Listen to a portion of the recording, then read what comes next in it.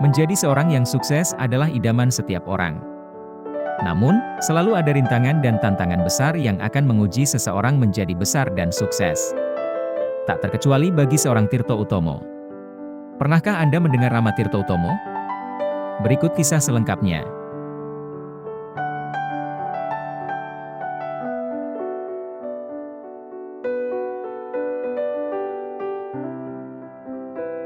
Tirto Utomo adalah seorang pria yang lahir 9 Maret 1930. Pada tahun 1973, dia bekerja di PT Pertamina.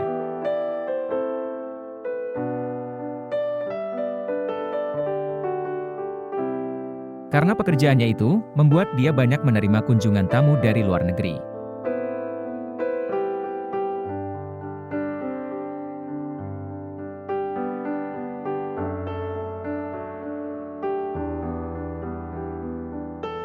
Saat itu, ada kejadian yang membuatnya malu dan sedih, karena ada salah satu tamunya yang mengatakan dia mengalami diare setelah meminum air yang telah disajikan.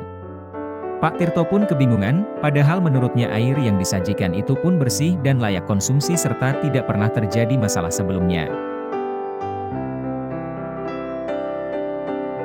Mungkin bagi Pak Tirto sudah biasa meminum air tersebut, namun bagi orang luar, akan terasa aneh saat meminumnya.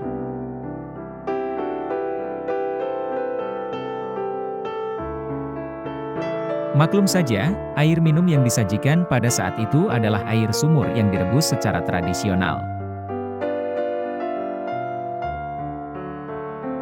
Dari kejadian itu, Pak Tirto memiliki ide untuk menjual air putih dalam kemasan yang higienis dan sehat yang bisa diminum oleh siapa saja. Karena pada waktu itu di Indonesia belum ada yang memproduksi.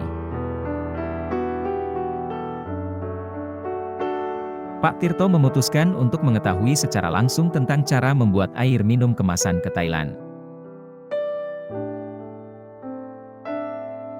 Akhirnya ia bersama adiknya, Slamet Utomo, mereka mendirikan pabrik di Bekasi pada tahun 1973 dengan nama PT Golden Mississippi yang awal mulanya bernama Puritas.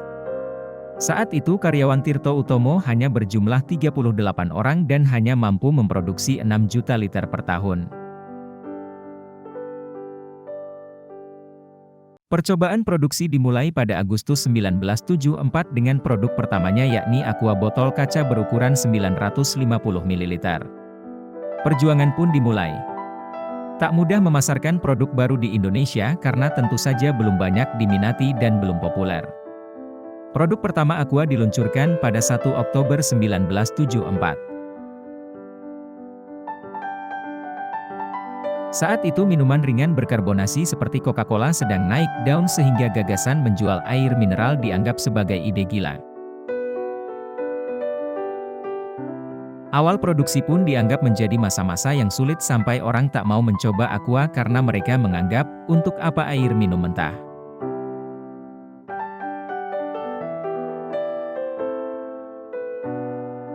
Tiga tahun pertama sangat berat bagi Pak Tirto, penjualan pun merosot hingga Tirto sempat hampir menutup pabriknya karena masa depan Aqua yang tidak jelas.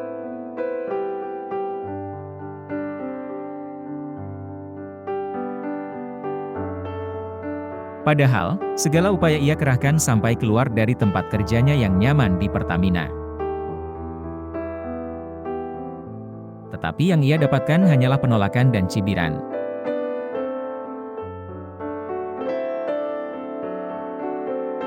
Namun, Pak Tirto tak ingin menyerah.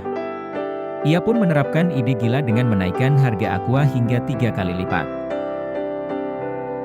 Lalu, distribusi Aqua beralih dari masyarakat biasa ke perusahaan asing seperti perusahaan Korea yang saat itu sedang menangani proyek tol Jagorawi.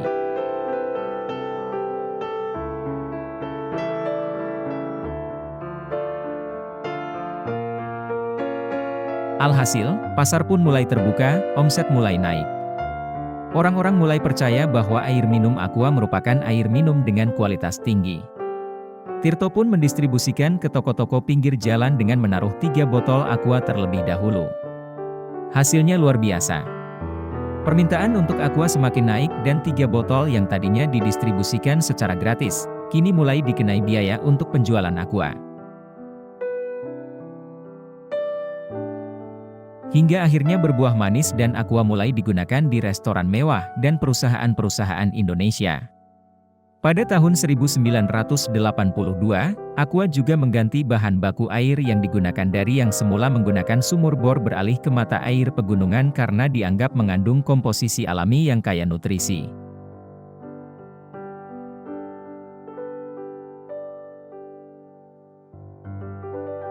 Dari kisah tersebut kita bisa belajar bahwa memulai sebuah bisnis bukanlah hal yang mudah, mempertahankannya apalagi bisa lebih sulit.